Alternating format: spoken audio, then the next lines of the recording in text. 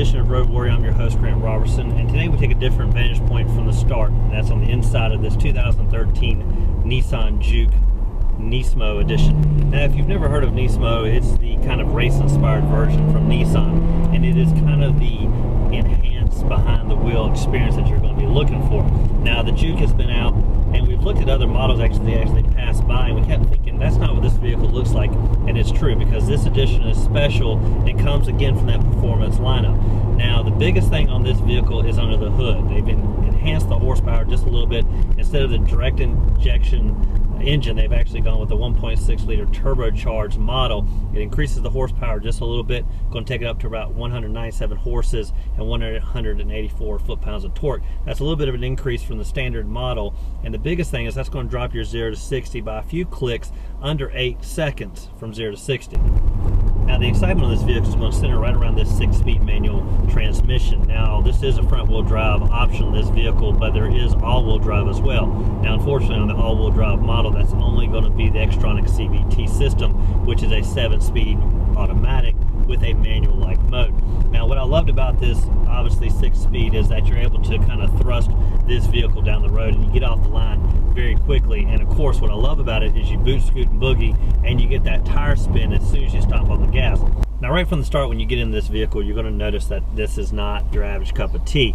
The biggest thing is everything is digitally enhanced on this ride. You've got a small interface right here on the dash that has a little bit of touchscreen and corresponding buttons. And down low, though, I love the temperature control. There's a center gauge right in the middle. It gives you the climate control setting digitally, numerically. And on the left and right, there's a huge temperature gauge knob and the fan speed. And then, of course, you got the corresponding buttons to each side. But it's a clean effect. There's not a lot of knobs, not a lot of clutter, and it kind of gives you that performance, again, gear-driven, high-end interior that you're probably going to be looking for on this vehicle.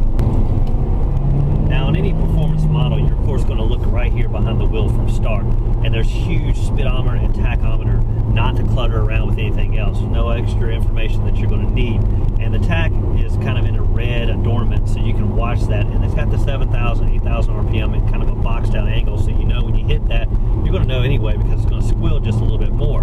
Now, obviously, when you're going through the motions and you're kind of spanking this thing to get up and go, you're going to get to 4th and 5th fairly quickly. So a lot of times I'll jump on down to 6 to get this thing cruising on down the road.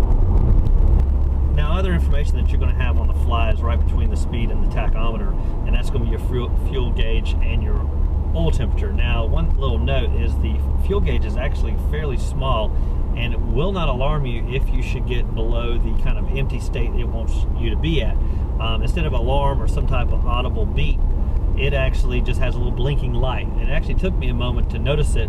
Not that I got out of gas, but you really have to watch that, considering there is no alarming effect to let you know you're about to run out of gas in this vehicle. Now, what you're going to notice on this special model is the kind of suede interior, the sport bucket seats, the red stitching, and this steering wheel that's wrapped in suede as well. Now, right in the center, you're going to notice this red mark, and that is kind of give you the heads up on your steering wheel should you be drifting, let's say, or doing some type of race-inspired driving on this vehicle. Now, I didn't do that, so I always knew where heads up was because I was pretty much pointed that direction. Now, as for legroom, again, this is kind of a 5-passenger. Let's really stick with 4 on this model. And up front, you're going to have the standard get up and get in vehicle space, which is about 42 inches. Now, in the back, you're going to have a knee scraping, leg amputating 32 inches. Now, that, if you give a little bit up front, maybe you can squeeze some more back there, but it obviously is a little bit tight. And that is to be expected, considering this is well under even a mid-size sedan, even a sports coupe. So you're obviously going to want to keep most of your occupants happy in the front and throw whoever you don't like in the back. Now, if you've heard me before, I've complained about the old traditional, and that's called a key, and this vehicle doesn't have that. It has the kind of smart key system, the proximity entry, and I love that because you keep it right in your pocket, and you come right in and press and start the button. Now, other great things is obviously when you get in the vehicle, it has the corresponding button on the outside. Same thing with the rear hatch. It has like an electronic assist to unlock. Now, with all that, the one thing that was missing was automatic headlights. Every time it got dark, we had to turn the knob. Not a big deal, but it is great to have the thoughtless driving experience that I love to have, where you take the mind and let it sit at ease. Now, when you look at the exterior of this vehicle, you can't help but draw on kind of the rally-inspired racing technology and aggressive look.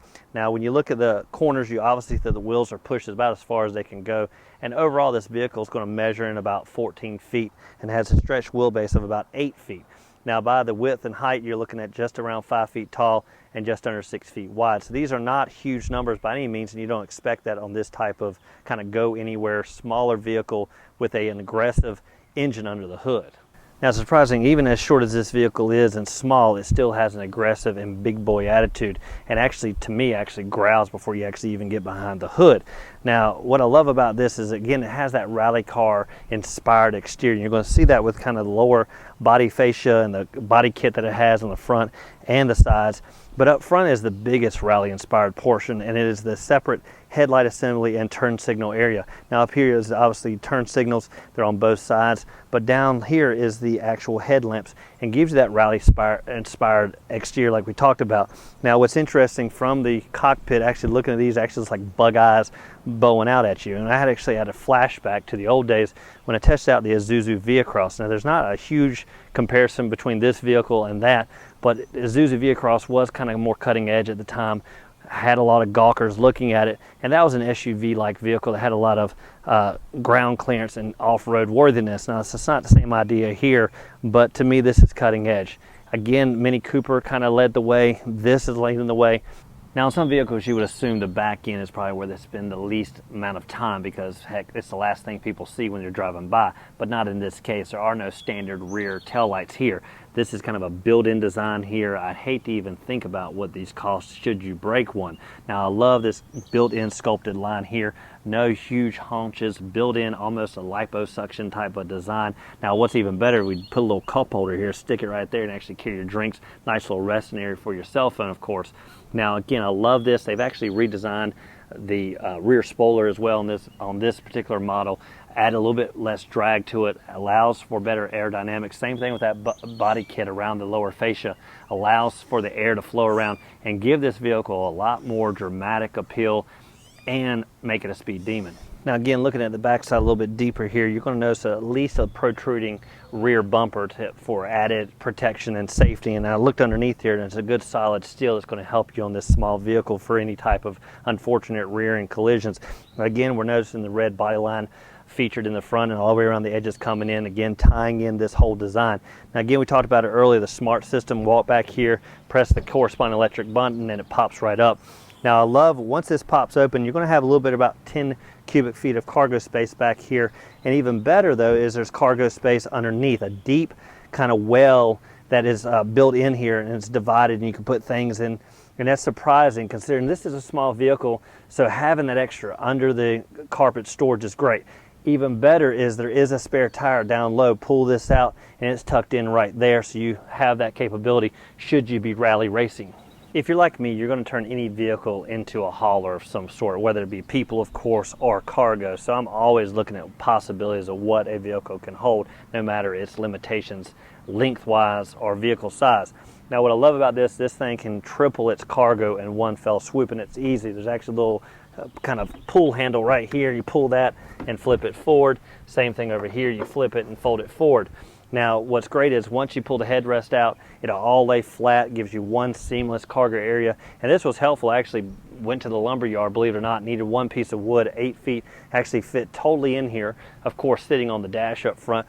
But it can haul your cargo. When there's two of you on a kind of a weekend trip, put these down, carry your golf clubs. They're not really going to fit otherwise, but it does kind of transition into different kind of attitudes should you want to do that. Now, I had to wonder, what does 32 inches of legroom feel like? And it's exactly what you expect, snug. Now, I'm able to get back here. I do measure over 6 feet tall, so it does accommodate me.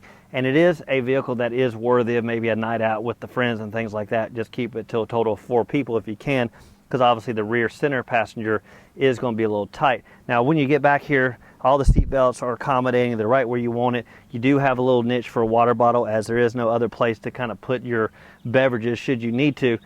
Once you're back here, it is exactly what you expect. A little bit snug, but will accommodate if you need it.